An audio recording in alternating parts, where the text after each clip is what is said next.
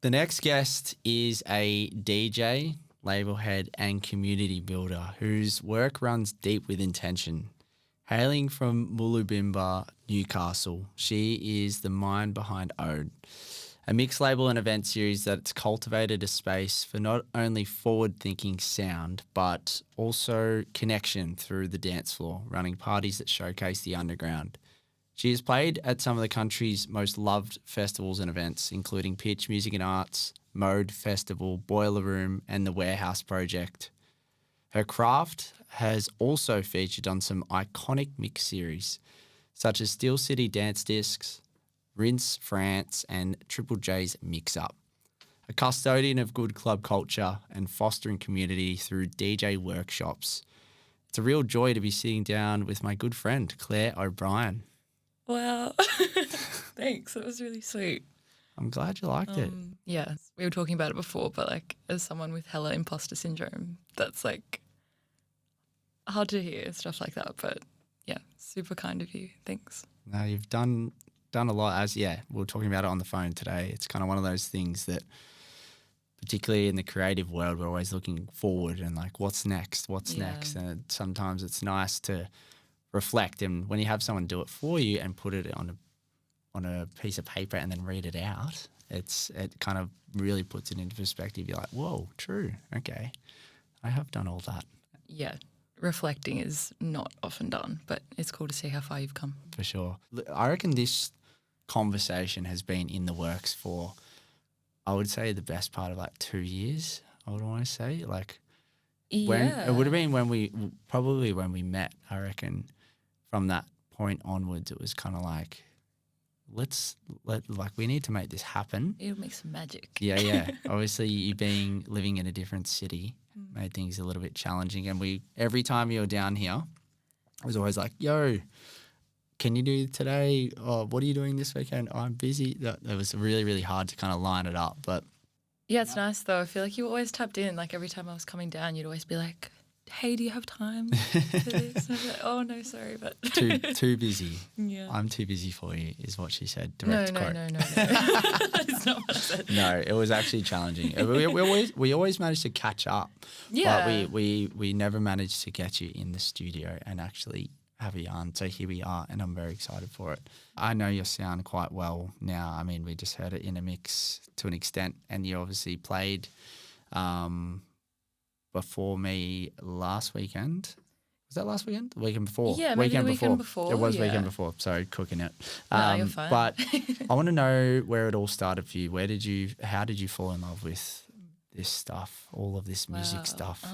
Yeah, when I like got into high school, I was like singing in bands and stuff. So like my roots are as a vocalist.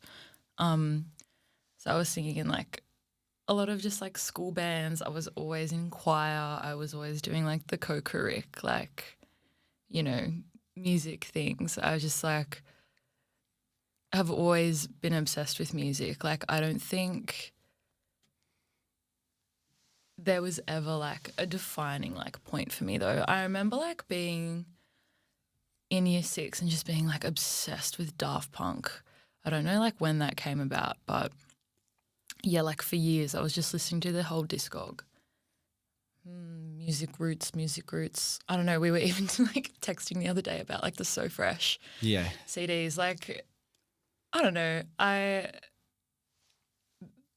like didn't have a huge exposure to like quote unquote like cool music growing up.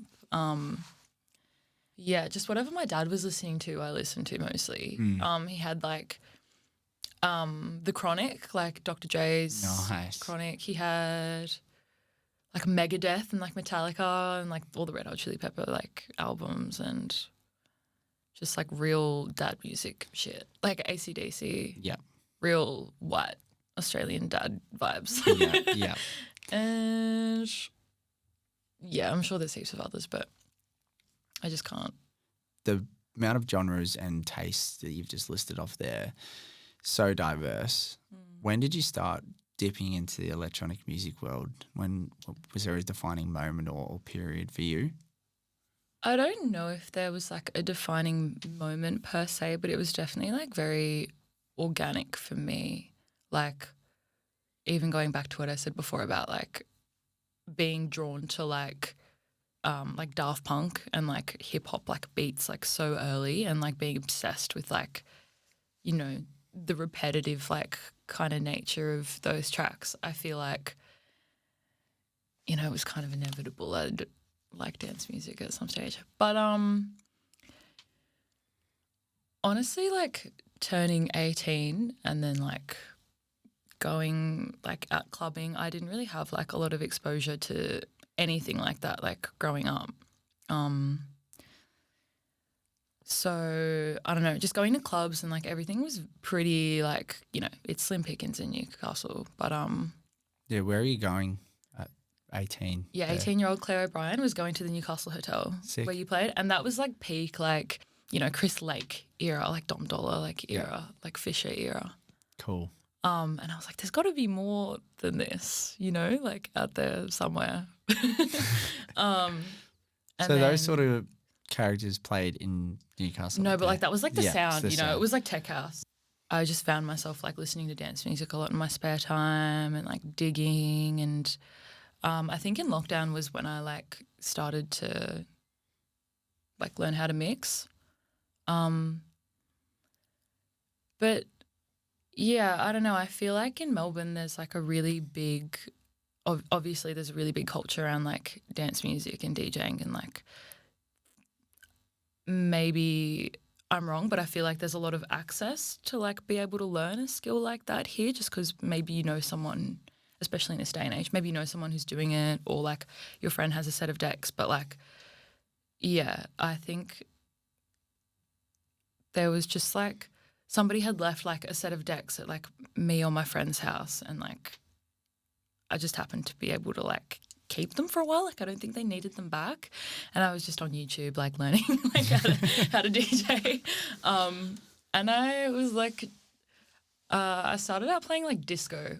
I don't know if that's like the gateway drug or like whatever, but I feel like a lot of people also start in like disco house territory. And then I started to go to like more like doofs and illegal like warehouse parties, and obviously in that kind of space the music is very different. It's like very for the most part like a lot darker and a lot more experimental, and it's just something you can take away from like every performance that you can then like push into like your okay, like that's my like taste. I liked this about that. Maybe I didn't like this element of like that track or whatever.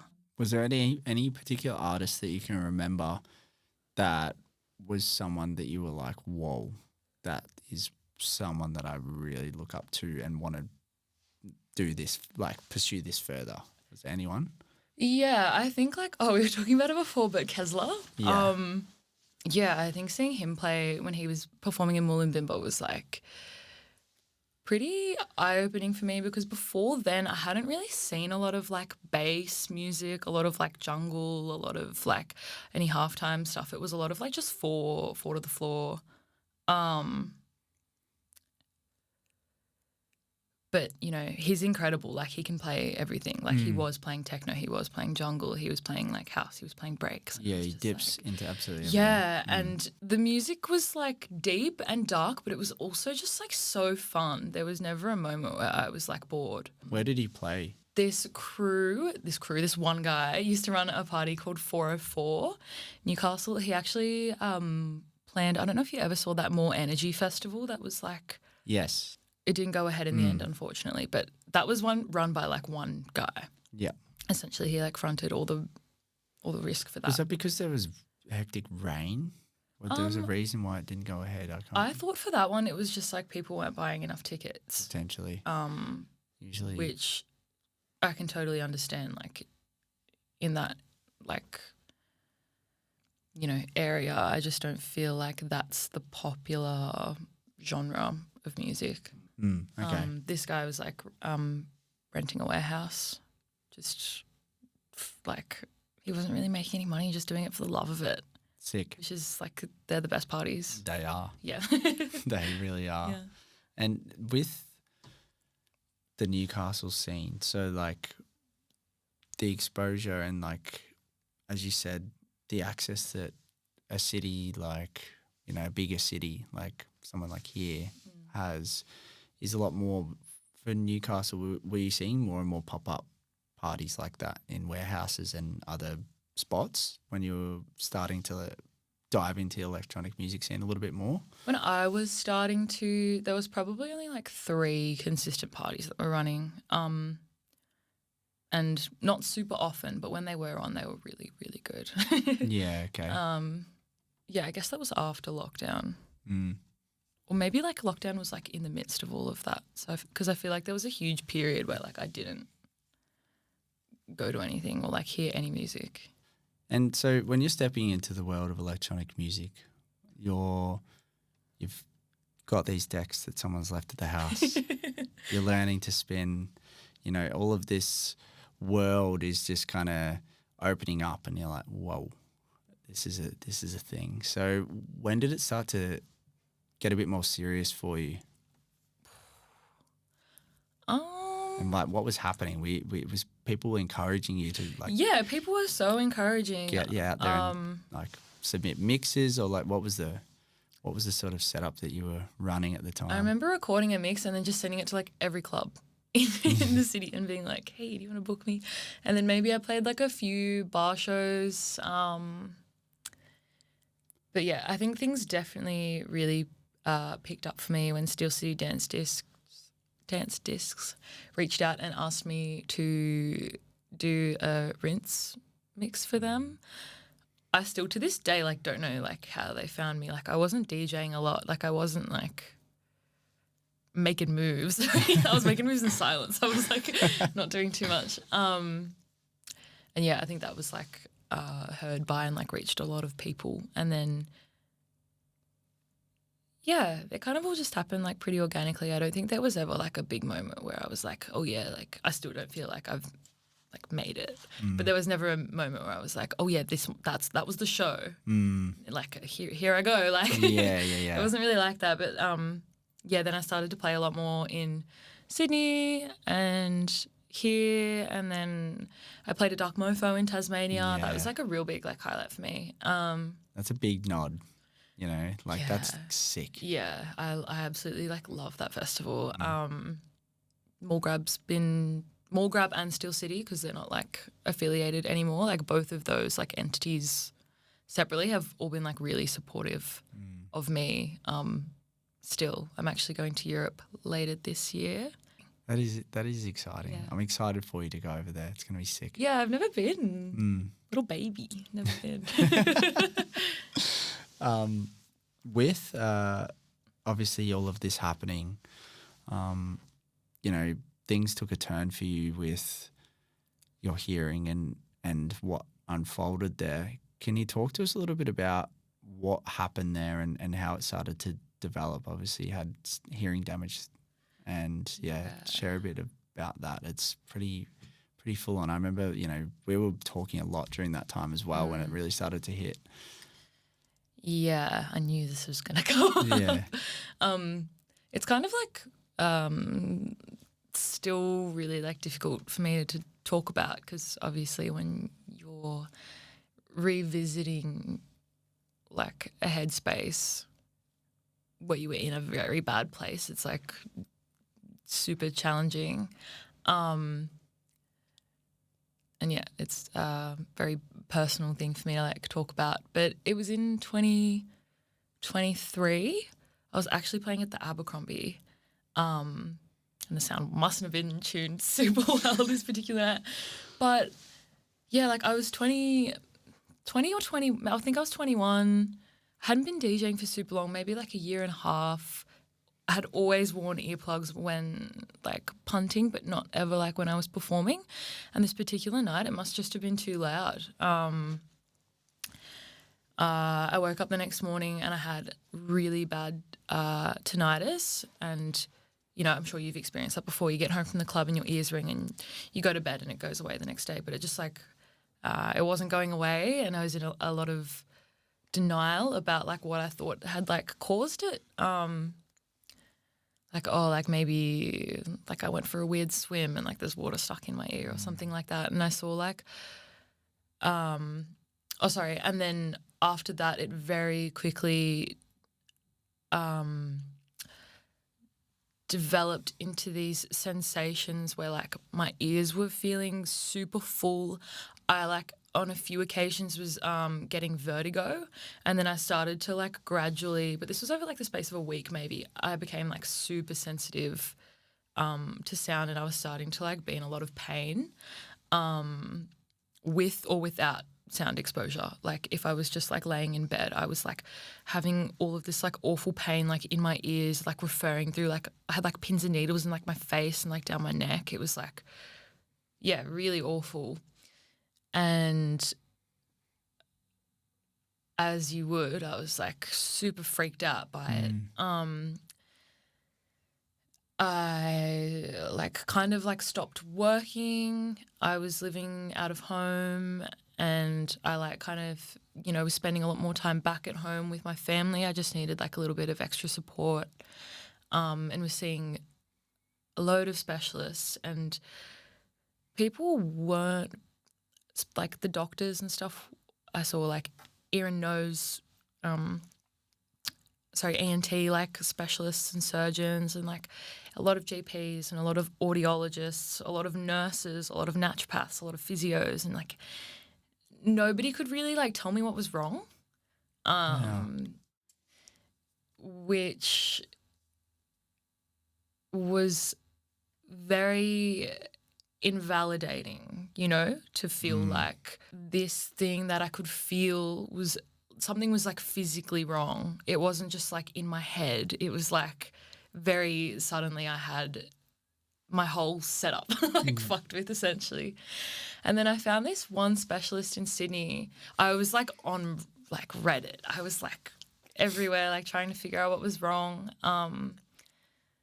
I found this one specialist in Sydney who diagnosed me with it's called hyperacusis, which is a hearing disorder, and it kind of varies in severity, but mine was like, and is like, it's rather like severe.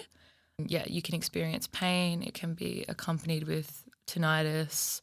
And so it can be triggered from just a singular moment? They don't really know what causes it, which is another frustrating thing. It's like Yeah. all, like even like with tinnitus, like they don't really know. Like they know that it's caused by like hearing damage, but sometimes people get it and it's not related to that,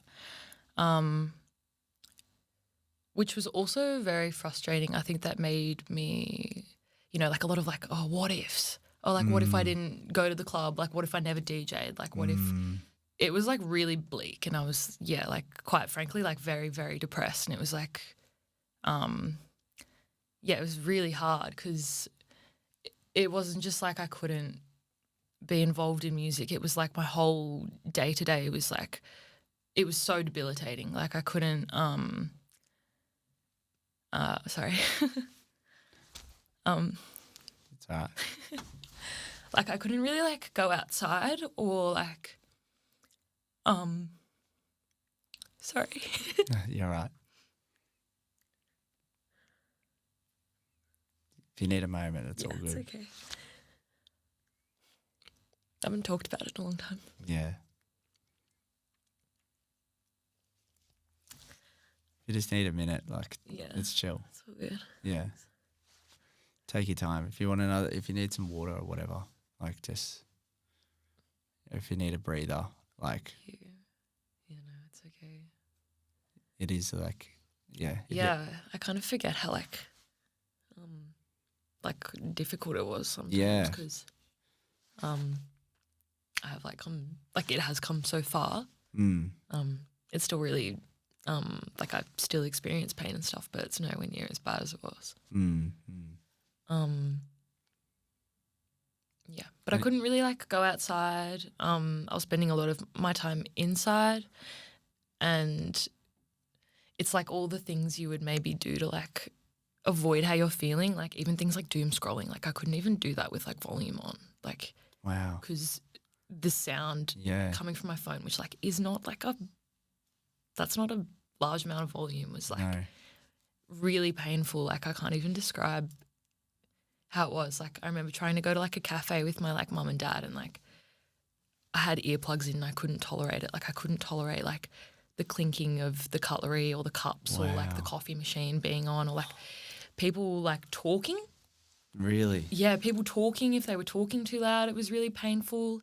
If like somebody had turned the tap on to wash the dishes, I was Yeah, like, that like little hype. Oh. yeah, which is like insane because those things they're not damaging levels of sound. No, not at all. Just so my brain was like telling me I was in pain and like the sound was dangerous when like it wasn't. Yes, okay. That makes sense. Yeah. I remember I was listening to a song. It wasn't actually like a bassy track. It wasn't like a Claire O'Brien track. It was actually just it was more so just a track that I thought that you would like. That it was quite I forget its name. Trust. It's like the Gorillas one with the But I remember thinking, I was like, I think Claire would like this and I think that she'd be able to listen to it. But I remember you replied, you're like, I don't think I can listen to this right now. And I was just thinking, I was like, wow, she must be in so much pain. And then I remember I played up in Sydney not too long after that, and I think we were texting and you were in Sydney seeing a specialist. Yeah, and probably. yeah. And we were trying to liaise a hangout. I don't know if we did hang out or not, but anyway. But I just remember thinking of, how at that point, that time of me sending you that song and me playing in Sydney was so long. It was just like, and you were still dealing with these hearing issues. And I just remember thinking, I was just like, oh my God, like this is so hectic. And I actually remember, I mean, obviously this is your journey and your story to tell, but I remember when Georgia Bird came into your life more significantly and booked you to play at Music Room. I think so, yeah. Yeah, that's cool you remember that. Yeah, but I remember that was was that one of your first gigs coming back? Yeah, so it's interesting because when all this was happening and, like it was pretty bleak. Like for some people that get hyperacusis, it never gets better. And yeah, there's some like awful stories out there of like people essentially being like how I was for the rest of their life, which is just like I can't even imagine it. Specialists were telling me that I had to just like learn to deal with it essentially, and that there was a chance it wouldn't get better. But just because I didn't know what else to do, I actually remember putting something on my story being like, hey, does anybody else have this? And Georgia wrote back to me, and I don't think we'd like been in touch before then. And I think that for me was a huge moment of like, okay, maybe there's some like light for me at the end of the tunnel because, she's a very like successful and amazing like artist, producer, DJ, label head, event, everything. Yeah. She said, oh, I have this. And straight away I was like, can I call you? And without even like another word, she was just like, yeah. And we got on the phone and spoke about it for a long time. And I think that was just like a really, reassuring moment that I was like, okay, maybe this could get better because she is obviously dealing with it. And she has it as well. Right, yeah. Yeah. But yeah, so she booked me to play Music Room and I actually flew here and I didn't end up playing because it was still so bad. I thought that I might be able to like overcome it with like her support and stuff, but like I was in so much physical pain, like I couldn't do it. Yeah. I think my first proper show back was like opening the Boiler Room in Naarm. That's right. And I was so fucking scared because like I hadn't DJed for like almost the like greater part of a year, and then got to get up and play at a venue like of that size. And I imagine, I think I remember us talking, you turned the booth just like off, yeah. Not even down, just like completely off. Yeah, I've had to like really like relearn how to mix. Yeah. How do you go with it now? Obviously, you're avid earplug wearer, as we all should be. Yes. But how do you go with it now in terms of, even playing with you a couple of weeks ago, dealing with, a club and, quite an intimate space, big booth monitors staring at you. Like we had function 1 booth monitors staring at us in the face. They were staring at me in the fucking face. I Yeah. was like, Step back. Yeah. Step back. But how do you go dealing with that? so to like get to the point I am now, that same specialist who diagnosed me gave me like these hearing aids. Okay. They were hearing aids, and they were also something called a sound generator, which essentially plays white noise, and you wear them 24/7. And your brain kind of like gets used to the white noise. Like you don't really, like if I was here with you now, like I probably wouldn't notice it talking if I had them in. Yeah. And the way you like kind of overcome it is to rehabituate yourself to normal and safe levels of noise again. So I had those white noise generators playing in my ears 24/7, and every maybe like half an hour throughout the day, I would turn them up. Really? Yeah. Manually? You just do it Manually on my like phone. There's like an app, Yeah. like a hearing Wow. aid app. I don't know Okay. if that makes sense, but I was doing that over the course of like months, and then gradually it actually got better. Same thing, I would like sit in front of the TV and watch a movie. Every like 20 minutes, I would turn the TV up. Wow. Yeah. So it was like uncomfortable, but it like really Helped. improved things. Yeah. With playing at clubs and stuff now, I have like 2 types of earplugs. I have negative 25 dB earplugs, which I wear most of the time, and I feel okay, and I just like monitor the booth and don't have my headphones too loud. I think that's a really big one that a lot of people don't like think about, is like headphone volume. So I have negative 25s, and then when it's a very loud show, I have negative 40s. Wow. And they're just like industrial plugs, and I can still hear okay, and yeah, that's how I cope. How do you go conversing with people, or you just do that when you're playing? It's actually fine. I don't know. You're good at lip reading?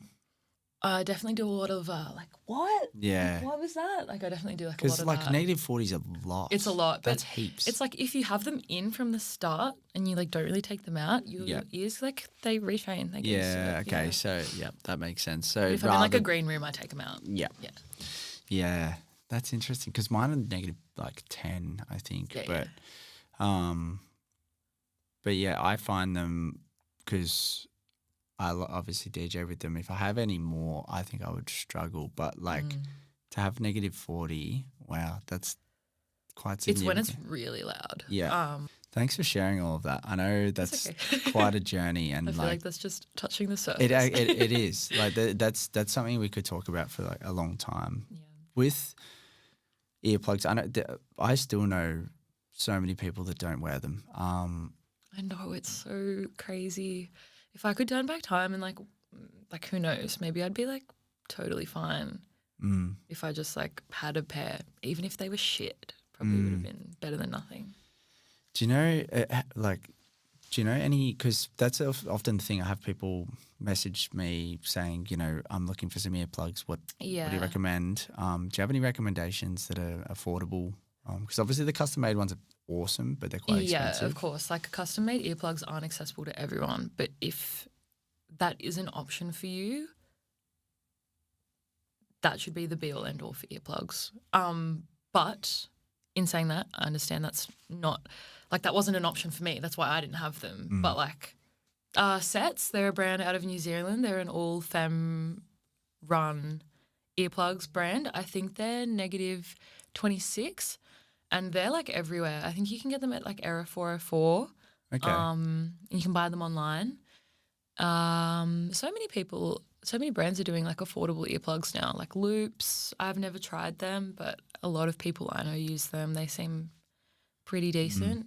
Honestly, like anything reusable is good. Mm-hmm. I don't think you could get a bad pair. Go to any like music shop. They'll sort Go you to out. like Manny's or what's the other one? DJ. Store DJ. Yeah, Store DJ. DJ They'll City. have some. Yeah. Yeah. And they're like under $30. And often if you do forget yours, they often had them over the bar at clubs. Yeah, they have the foam ones. Yeah. And like foam ones It's better than nothing. Better than nothing, exactly. Yeah. I can't go out without mine. Yeah, I anymore. can't do it anymore. I don't know how I've got I was friends standing. to Uber yeah. deliver mine from home and stuff. Like I remember I went to one of the Flux shows in at 524 Flinders, and I didn't even walk in. I was about to walk in, and I was like, my earplugs. Yeah, Had to no, wait my out the front for earplugs. my Uber delivery to get there. Oh my God, I forgot that you could do that. Yep, you can. It was Yeah. steep too at the time. I think the surcharge was heaps, and it was like $40, but I was like, worth it. Yeah, it is worth it. Yeah. As I said, I could talk to you about that for quite a while, but I'm so glad that you've been able to work through all that. You know, that's such a Thanks. significant thing to deal with. I remember speaking to you throughout it all, throughout periods, and it was really tough. So big up to you for getting through it, and Thank you. I'm so glad you're not out the other side, because it's still something you're dealing with, but it's also Yeah, definitely. such a testament to you to be able to be so resilient and kind of get through and get to the point where you've been able to get back to doing what you love. Yeah. So Thank you. well done. Thanks. Yeah, to be honest, like when I decided I wanted to keep doing music, my parents were like, why are you doing that? Like, we just saw you go through hell to do that. But it's like, I just feel like there was never a question for me. I was like, if I can overcome this, like, I need to do music. Love that. Yeah. So you did touch on it. So Ode obviously started out as this beautiful platform where you got to interview artists and showcase music, but it's really evolved now, and I think it's not only an event and party series, but I think there's something about Ode that's different, and it's really done with intention. I think some of the parties that you've thrown, and just from seeing online and things like that, they look sick, and the kind of Thanks. crowd. Yeah. They are. They're fucking sick. Yeah. The crowd, the sort of atmosphere and the crowds that are there. The particular one that's really sticking out to me is the one underneath that bridge. That's such an amazing spot. Yeah. So lucky. Where is that? Or can you not say? Is it one of those ones? Anybody who lives in Newcastle knows exactly where that is, but Okay. it's in Newcastle. Yeah, cool. But yeah, sorry, talk to me about Ode and like your vision with creating these parties and what you've been trying to do there. Yeah, well, I feel like it started as the radio, but like even the name of the label itself, I wanted something that was kind of like simple, but like emotive, because it's meant to be, an ode to self-expression, really. It's supposed to be an offering. And it is like my personal project, but it's definitely like, in essence, a very like collaborative endeavor, I suppose. Like every artist that contributes, whether that's like music or like visual art, like I have absolutely no visual like art skills. But yeah, I do like, it's just me. So all the like direction and curation and stuff. But yeah, it is really like brought to life by everyone that kind of contributes, especially with an event. It's like, yeah, it's made by the artists that come to play, the space that it's held in, and the people that come to dance. Like they kind of write the story of what I guess Ode is. And it's open to interpretation, Ode. I guess it's like whatever you want it to be. But yeah, it's definitely very intentional on my part. And I get asked a lot to like if I'd be open to like touring particular artists, or like if I'd like to host shows in particular venues, and absolutely I would. But it's definitely a thing about like time for me, and when it feels like I have the energy and something different in my mind to like contribute. Like yeah, I never really wanted to be a promoter, but there's definitely something special about like seeing those things kind of happen and come to life. So yeah, that's Ode. even like the merch and stuff, it's very collaborative. Shout out the hats. Shout out the hats. Sorry, everybody that bought one. I know they took so long, but that's just how it is sometimes if you're a one-person show and you're sourcing things from all over the planet. Yeah, it is. It's hard. It's not easy to get these things off the ground. No. Takes time. Especially like financially, like it's just me. And yeah, I'm not a big corporation, and I'm definitely not a big promoter. So, Yeah, exactly. Independent label, like things take time. It's one thing at a time. But one I love step. it. Yeah, exactly. Wouldn't change it for the world. Yeah, I don't like want to make money ever.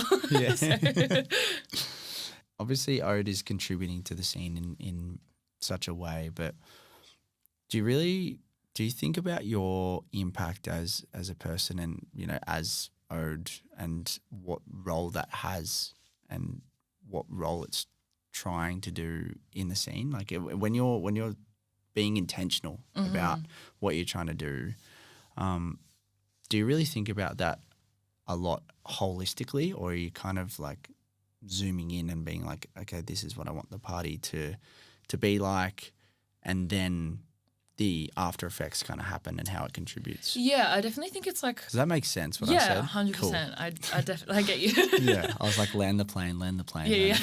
Come on, you can do this. I think for me, it was always about like creating something that like I wish I kind of had, if that makes sense. As in had to experience as a punter? Experience as a punter, had to experience, would have maybe been an option for me as an artist to contribute to. Yeah.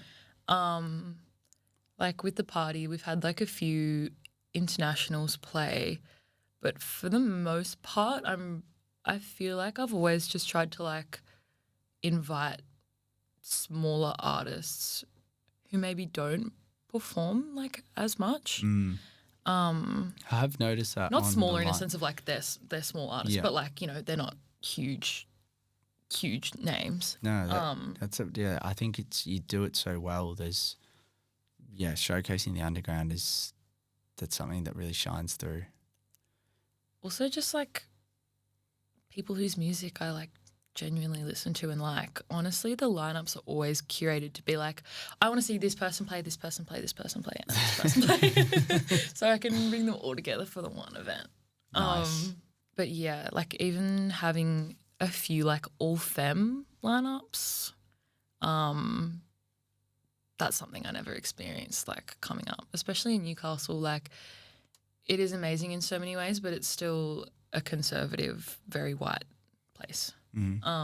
And yeah, I wasn't going out and seeing people like me behind the decks anyway. So I'd like to, create spaces for like those artists to move into and for them to be seen and for them to be able to express themselves. That's the most important thing for me, is like, obviously there's a step in the curation where I'm like, oh, I think like this lineup would make sense. But then before every event, I reach out to everyone and I say, I don't give a fuck what you play.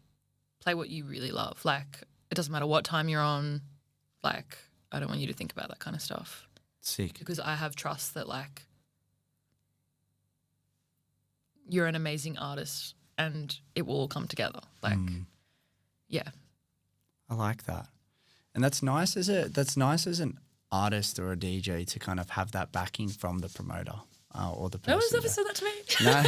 No one's ever said, hey, play whatever you want, by the way. Like, it doesn't matter what BPM it is. No one's ever said that to me. It's like always the opposite. Yeah. It's I think that's half my anxiety coming into certain gigs. It's kind of like, it's what am I going to play? What am I going to play? Oh my God, what's the party going to be like? Even when it's your own event. Yeah. Because that's almost even more pressure. This is going to sound a little bit ridiculous, but I get more nervous, and I definitely I will hold hand on heart say I get more nervous for like club gigs and things like that when I don't know how it's going to be compared to like playing at a pitch, for example. I was not nervous to play at pitch because You know the variables. well, that's the Also, thing. when you're up on that big stage, no one can touch you. Yeah, it was more so the fact that like I've been there like So 5 or many 6 times. I've been to that set at that set time like so many times, and I'm like I'm just kind of in my head, and thankfully like when the time that I played anyway, I'm sure it'd be different if I was playing peak time after so and so, but like for me, like playing at like something like that this time around, I wasn't nervous because I was like, I know what to play. I know what the some setting is going to kind of be like. But when I'm going into a club, particularly someone that like a promoter that I don't know, maybe a different city, I've got, imagine having the promoter go, play whatever you want, reaching out and being like, yo, play whatever you want. You're just like, sick, awesome. But that doesn't happen. And so I think that that's where a lot of the anxiety for me as a DJ, and I'm sure so many other people, that's where that lies. Yeah, well, it's like I can empathise. We can empathise because we all feel that. Like, promoters, do that more. Shout out. Please. No, but that's, again, like that's going back to the ethos of Ode, like you've really just nailed the summary of that, that's a little cherry on top as from your perspective, being like, this is what I'm reaching out to the artist and saying. But it's also nice for them to just, as I said, have your backing, and you're here for a reason because I like your stuff. Play whatever you want, and, I back you.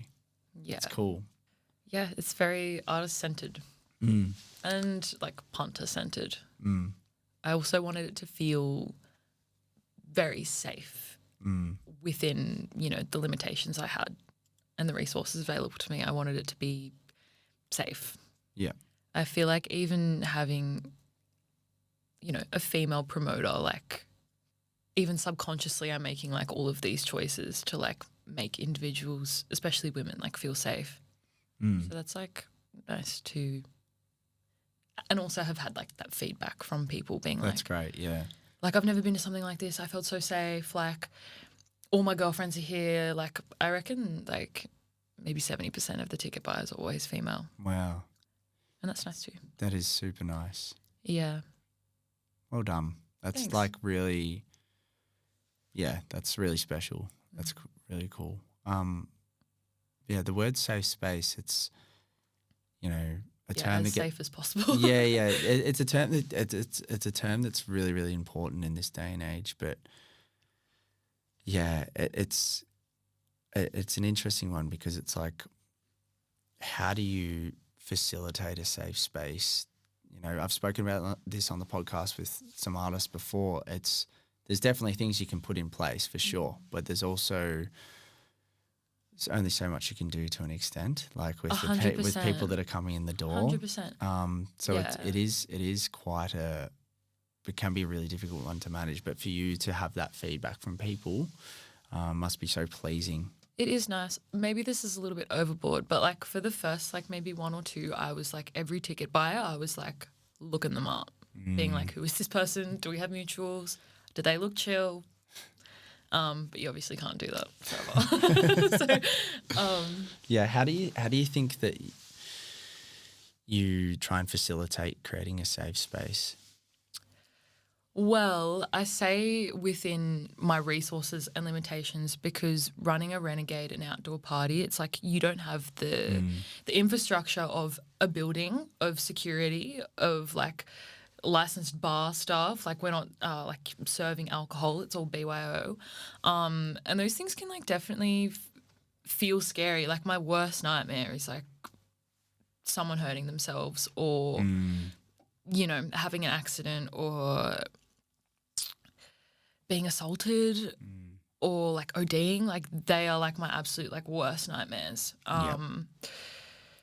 So just having people that I know and trust volunteering, having, enough water, having like we have people during the party like go around and like checking on everyone. Cool. Checking like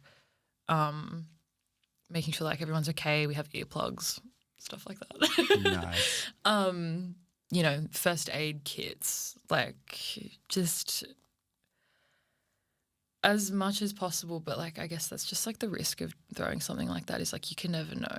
And yeah, you can never know if like one person's going to walk into the party and just ruin it for everyone, or yeah, one person's going to take something that's just wasn't right for their body at that time. But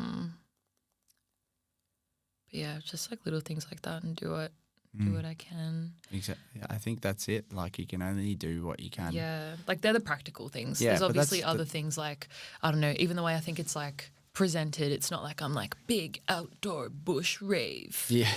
It's like you got to squint to read the poster. Like it's hard. Yeah. Yeah. Or on the doom score, you're like, too hard. Yeah, No. But those in the know, Yeah. I'll be there. Yeah. With my plugs. Yes. With my earplugs. Yeah. That's it. No, you're doing such a good job, and big up to you. And I'm big admirer of everything that you've been able to achieve on that front, because it's not an easy thing to run parties either. Like I've ran one, and it's kind of really it's stressful. It's stressful. It's funny though, because it's stressful and it's hard and I hate it, but it's like addictive. Yeah. I'm keen to run another one. There's another one on May the 31st. Hasn't been announced Plug. Quick plug. At it's going to be at Solace, the new club. Oh, awesome. Yeah, so That's come such a down, sick shout out. space. Yeah, so sick. Shout out to that crew. They're doing a fantastic job in creating a safe space and an epic club. So good. One more thing I do want to speak to you about, and I think it's such an important contribution, like many others that you do, and the DJ workshops. Yeah, the DJ workshops. What do you want to know? Yeah, I want to know that, creating these learning environments and skill sharing, accessibility to decks, you hinted at it with you Yeah, exactly. growing up. It took someone to leave them at your house to be able to get exposed to them. Yeah. But, that's accessibility to decks is one thing, knowing what the hell's going on. I still don't know what's going on. Oh, fully. I don't know what half the buttons do. But you know what I mean? It's there's so much to it, and also from a community-based perspective, the groups that you work with, Flinter, BIPOC, people with disabilities, that in itself is such a important aspect. But how has running these programs and workshops been for you? Just like everything I do, they're very DIY. They're like small, very small workshops, but yeah, they're free. I've run a few back at home in Mulubinba, and then I did one at Deshut here. R.I.P. Yeah, rest in peace. That was, goated. The workshops were something I was actually thinking about doing for so long, but kind of wanted to get to a point where I felt like I could like kind of fund and facilitate them properly. But then I was just kind of like, fuck it. I just need to like do it. I feel like I have enough knowledge and I feel capable to communicate and teach these skills to people, that I should just do it how I can, which was with a controller that I borrowed from a friend. Sick. And yeah, as you said, the workshops are like not exclusively for, but definitely prioritizing like Flinter, BIPOC and people living with disabilities within, what I have like accessible.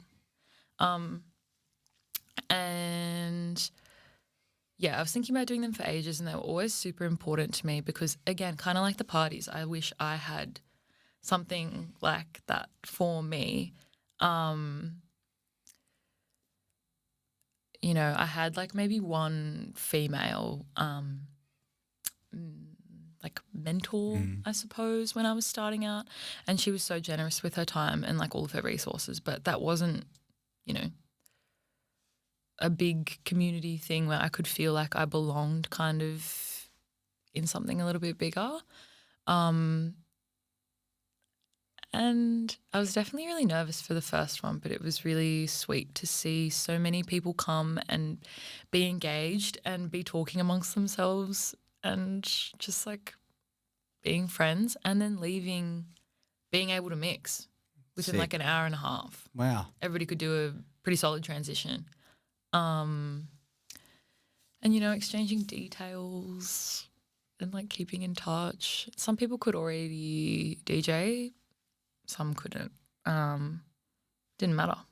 They left kind of pro. What are you trying to, like, obviously the skill set is one thing. How are you going about teaching them? Where are you starting? Well, I always start by telling them that there is no right or wrong way, essentially, and that it is just like self-expression. There's the way that I like have learned and a way that, I do it, but that doesn't mean it can work for them. And there's like so many different ways you can do it. But generally start with like, what is DJing? Because so many people, like, I didn't know what DJing was before I started. Like we said before, you were pushing the button and I was like, dun, dun, dun, dun, dun. Yeah. I thought that's what DJing was, like shit like that. So kind of just explaining that, like, a CDJ is basically a digital version of a turntable. And there's one track here and there's one track here, and your job is to mix between the two with this big scary spaceship device that is not so scary.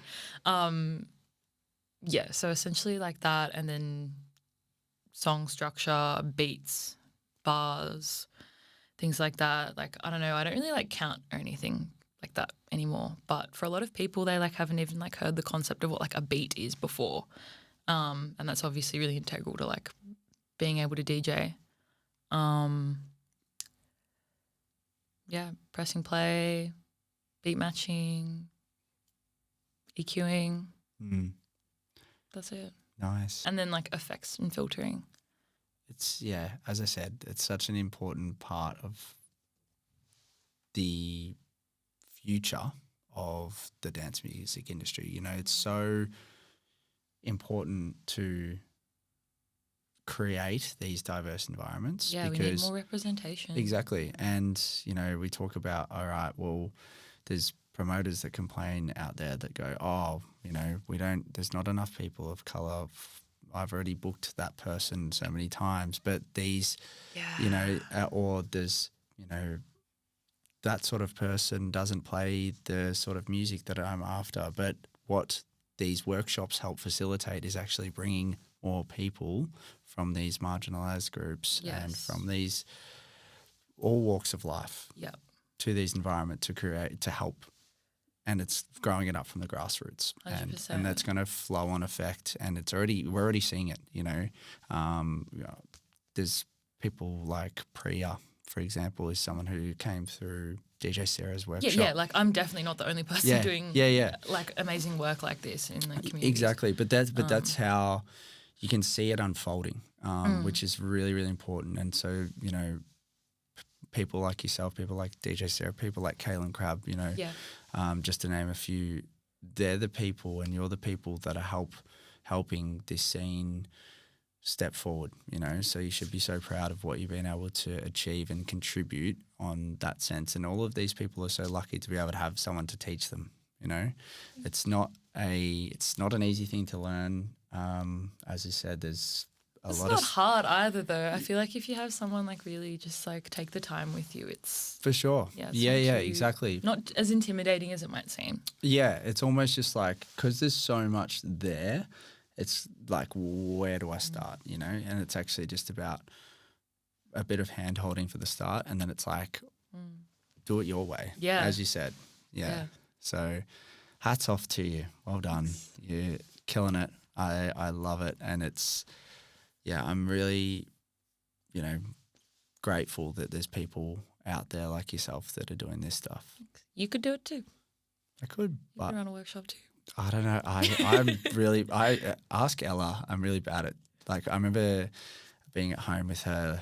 We got in a few tiffs when we were trying to it's actually pretty nerve-wracking, like trying to teach someone. She can DJ really well now, Hell but like right at the start, I was like, it's just one of those things where she's just like, stop telling me what to do. I'm like, oh, okay. Yeah. No, but I was probably I'm one of those people that I'm like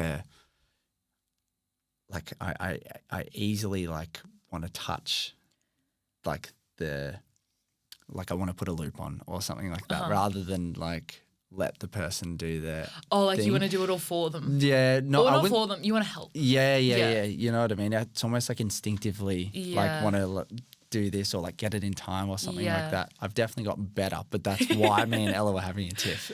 How do you go playing back to back with someone? Are you No, constantly I'm so readjusting? no, even if there is a time when depends who I'm playing with. Okay. If it's someone who I'm like really tight with, they won't mind if I just like nudge. nudge it like whatever. But I don't play back to back often, to be honest. No, but I'm definitely not like that in a back to back at all.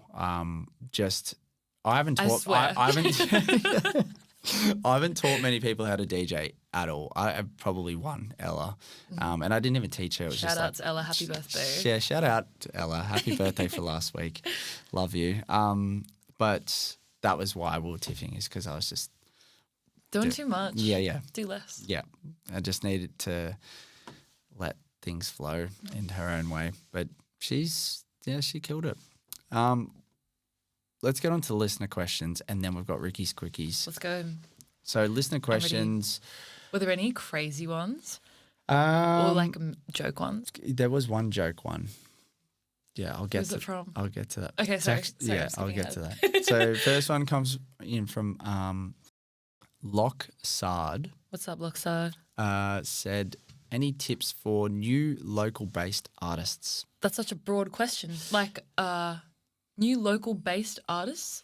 Like local to let's Naarm? frame it like you've just moved to a city. So you've just moved to Newcastle, or you've just moved to Naarm. What's a tip? I mean, obviously I'm assuming trying to get into the scene. Sorry if I seem bit. crazy for not understanding that question. No, that's I think that's what it's trying to get at. Yeah, I think anybody will kind of tell you the same things, but be involved in your community.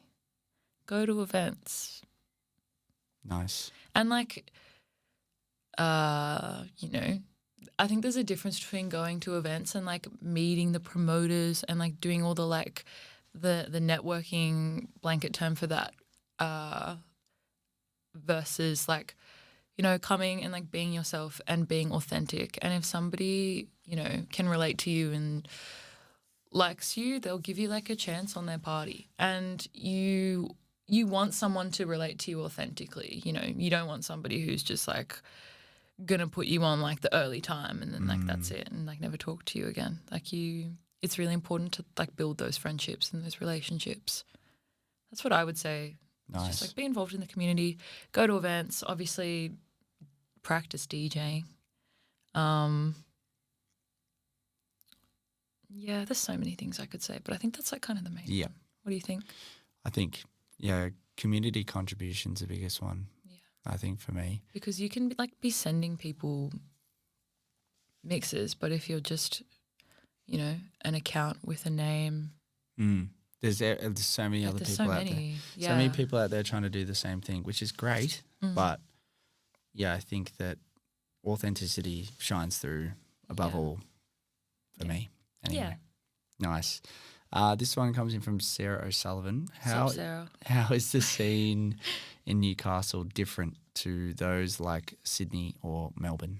Great question. Kind of touched on it a little bit already, but I definitely think like the size of the place is the biggest kind of contributor. But it means like the scene's like really tight knit and like quite strong and very rich. And people who are going to my like parties are also going to the pub to see the band play. It's like everyone's always at everything together and everybody knows everyone,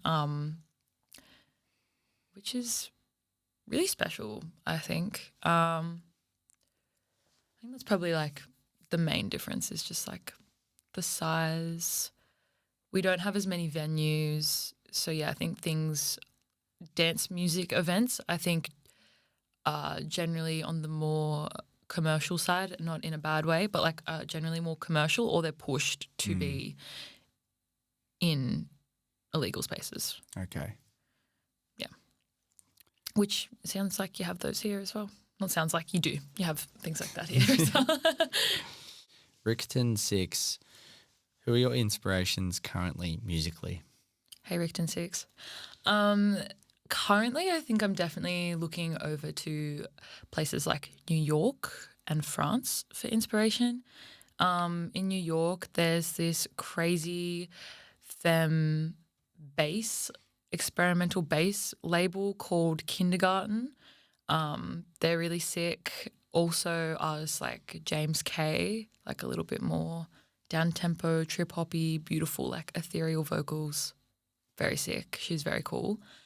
And then, yeah, in France as well, like more experimental, like bass artists too, like Tomikami, Amor Satir, Beatrice M. Nice. Yeah, I've been listening to a lot of like dubstep and grime and experimental bass music and music with a lot more like Eastern instrumentation. People from home like Mokhtar, Yeah. obviously. Miley Cyrus's pitch set had crazy. Have you met her? I was lucky enough to sit down and interview her. Oh, yes. She is The coolest person the ever. absolute nicest, like not even nice, like kindest, generous, like, yeah, very down to earth. Yeah. Very she's cool. Sick. She's a fucking selector. Mm-hmm. Yeah. And she's been doing it for a long time. Yeah. She's such a G. And she's a babe. She's And her husband's also really cool. yeah, he's in a very successful hardcore band. Yeah. Yeah. And has been producing heaps of dance music and DJing as well. Very Couple cool. goals. Yeah. Power so cute. couple. Yeah. That's some proper inspirations right there, Claire. Yeah. Oh, Nice. Kessler. Shout out Kessler. And Mulholland. Shout out Bristol. Oh, also Bristol. So much cool music coming out of Bristol. Yeah. Also Blue Mitsu. Batu's from Bristol. Yes. Oh, yeah. Sorry. Unit. Yeah. Drum. That is DJRUM. Drum. Yeah. One of the best DJs going around. Oh, insane. Object, CCL. Yep. Blue Mitsu, Bluetooth, and Jossie Mitsu Ooh, collab. nice. They're sick. Man, you got heaps. I got lots. Yeah, but before, when the camera was off, I was like, I need to think about this, but now I can't stop. No, it's all good. When it rains, it pours. Yeah. Final question. This one was an in-person one, an in-person listener question from Sneaky Turk. Okay. Hello, Sneaky Turk, a.k.a. Ella. So she said, we were sitting down eating lunch and I said, do you have a listener question for Claire? She looked around and saw sriracha and the Tabasco sauce and said, sriracha or Tabasco? Sriracha, no hesitation. Sriracha, 100%. I was just like... What's yours? Yeah, it's got to be sriracha. Also, I love chili, like being Indonesian and like growing up with a mum who's like always cooking with spicy as fuck chili. I love spice. Yeah. I'm not super into like vinegary spices, like Tabasco, like buffalo sauce, things like that. I'm not really into it. I'm more into like very core chili.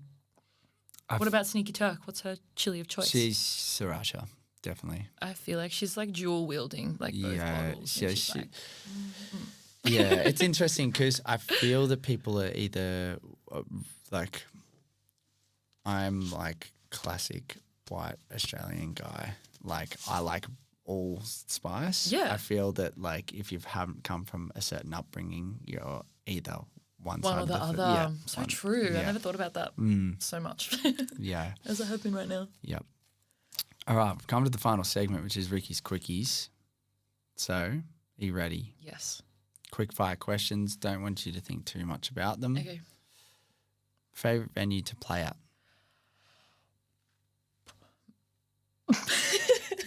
Don't think too hard. Honestly, anywhere outdoors. Nice. Bush is Best. Bush is best. Yeah, nice. I was like, cash is king. But like, yeah, Bush is best. Otherwise, fuck. I don't know. Cash is king. Yeah, cash is king. I love that. Like Nisk is always like so cute. I'm excited to play at Solace. I'm sure I'll play there soon. Mode Festival. I know that's not a venue, but holy moly, that's a sick place. That's it. Yeah, that's it. 77, Club 77. Oh, yeah, nice. Yep. First festival that you went to? There's a rural music festival run by Triple J called Groove in the Moo. Yeah. Yeah, I think that was probably my first one. Nice. I've been to that. Nice. Yeah. Dream place to play? Newcastle under the bridge. Like, actually. Good answer. Best spot. What's your biggest fear? Being accepted. Rejection. Like. Did you say not being accepted? Yeah, not being accepted. I thought you said being accepted. Oh, being I I just really don't want to be accepted. It's like, no, like, yeah, that's a not curve. being like accepted, like abandonment. Okay. Sorry if that's a bit Nah. deep, but yeah, Hey. probably that. Like, The truth Yeah. comes out. Hey, after a bit of waste. yeah, after a bit of waste doom juice. Sunrise or sunset? Set. No, sunrise or suns, just in general. Yeah, but like, just like in Just general, doesn't like have to play. No, it doesn't have to be DJ related Rise. at all. It Sunrise. can just be chilling. Sunrise. 100%. Nice. Finish the phrase, the way to my heart is. Food. What would your last meal on earth be? Chicken schnitzel, mashed potato, veggies, peppercorn gravy, extra gravy. Nice. Yeah. One artist you would love to have dinner with? Richard Nord. Richard Nord. Wow. Have you heard of him? I know a Nordic Richard. Yeah, Ricky Nord. Or, I don't want to have a dinner with like a random artist I don't know because it could go badly. Like That's true. Maybe we don't like resonate. Effie. Effie, nice. Yep. More Grab's fiance. Yep. Effie. She's lovely. Yeah. Go-to karaoke song? System of a Down, Chop Suey. No, yeah, facts. That one. That's the one. Do you know that one? Yeah. Wake up. Yes, exactly. That's the one. I wanted to. Yeah, that one. See, I know songs. Yeah, you do. Yeah, probably that. I cop shits. People who listen to the podcast are like, you never... Demon Days. The Gorillaz album's called Demon Days. Yes. Let's go. You can't say it anymore. I knew it'd come. Yeah. I knew it'd come. All those heads are sitting at home going... Yeah, disc. The chins are being stroked. They are. Heavily. They are. Peak time banger or slow burner? Slow burner. One word that describes your energy behind the decks. Nonchalant. That's 2 words? Is that 2 words? Nah. I think it's... Or is it? I don't know. Nah. I think it's 1 word. But I'll take it. That's good. Do you think that's accurate? Maybe not. Maybe... I wouldn't say you're nonchalant, but like... I want to It's yeah. I want to be. Yeah. Nah, maybe like... It is hard. What would yours be? I don't know. Awkward. Sometimes I feel... Yeah, I kind of resonate with awkward too. Yeah, I feel awkward. It depends. I think I look like I'm enjoying myself, but I look pretty like I'm not. I look locked in. Yeah. Because I am. Yeah, I'm just often concentrating too much, or Sam Halford gives me shit because he reckons I dance out of time. Oh no! I don't think that's true for you. Yeah, so What, Sam? What? he always gives me shit about it. It's so funny. He gives me shit about being old, and he gives me shit about Are you old? How old are you? 28. Oh, 27. How old's Sam? 24. He's a I year don't older know, than me. like 18 or something. Yeah, Nah, facts. He's not 18. I think he's 23 or 24. I think he's a year older. I think he's 24. I'm 23. Yeah, And he's but- 24. Yeah, he gives me shit about that. Oh, that's Yeah. so mean. So yeah. So now I'm awkward behind the desk because of you, Sam. Oh. Maybe No. maybe excited. Maybe I'm excited. That's good. I like Maybe it. that's what I don't know. That's a hard one. It totally depends for me anyway. Yeah. It totally depends on the environment and Yeah. what's going on. What's the weirdest request you've ever had mid-set? Oh, like for a song, I've had some pretty weird ones. I've played some questionable things. Like, Haven't we all? What's your weirdest? my weirdest thing. you play? Do you surf? Or do you know surfers? Like Some people I tell a this little fact to and they're like, yo. Some people I tell and they're like, who's that? But I played at Craig Anderson's No way. wedding. Did you? Yes. What the hell? Yes. I DJ'd his wedding. Because we're like kind of friends. That's sick. Not kind of, we're friends. So I DJ'd his wedding. Shout out Craig. Ando and Eloise, congratulations for like a couple years ago. But the weirdest thing, I don't know, just like weird bars and stuff. The weirdest request I've ever had is to play Happy Birthday.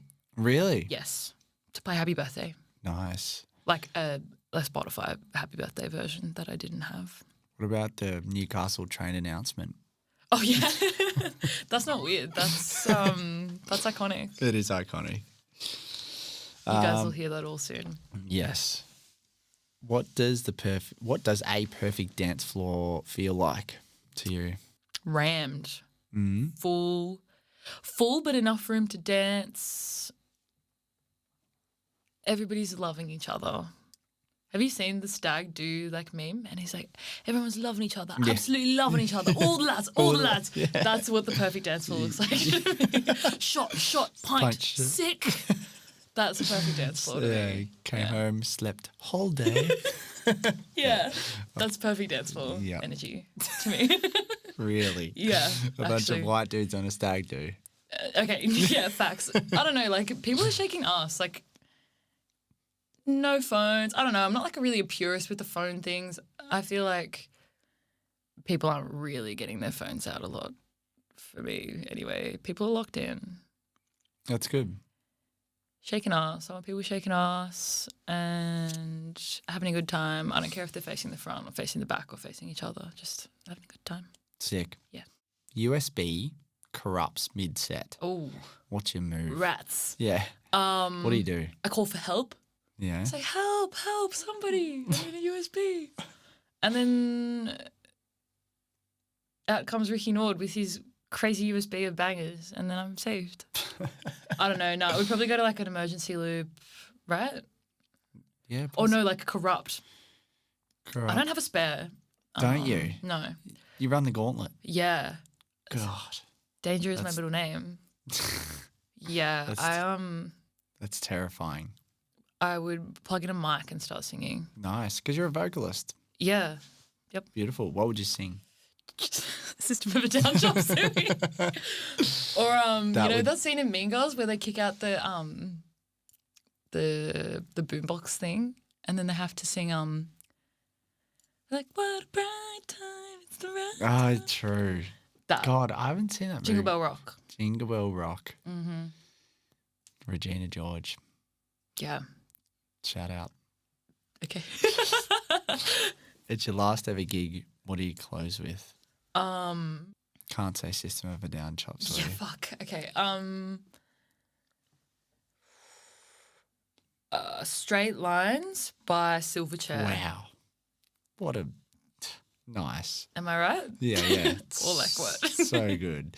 Because like it's this beautiful mix of a banger but also like nostalgic and emotional. Everyone's loving each other. Absolutely loving each other.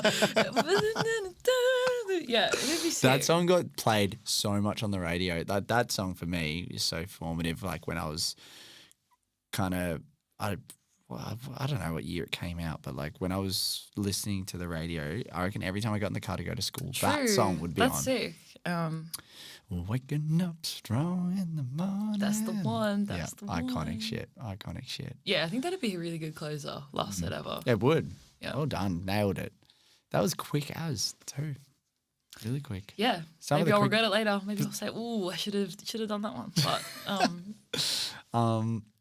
you've survived Ricky's Quickies. Uh-huh. I want to know what's next for Claire O'Brien. I'm making moves in silence. I'm going to Europe July to September for some shows and to do some writing. So I'm really excited for that. And I'm playing Vivid with Grab Sick. in Sydney. Wow. I don't know if I can say that yet because it's not announced, but that's in We June. can cut it out if needed. Yeah, that's in June. Music. You'll be hearing some music, some original productions. Sick. Claire O'Brien. Soon. That's the thing. Like, I had production in my run sheet, but we didn't get there. So you might have to come on for round 2 if you like. For when there's music out?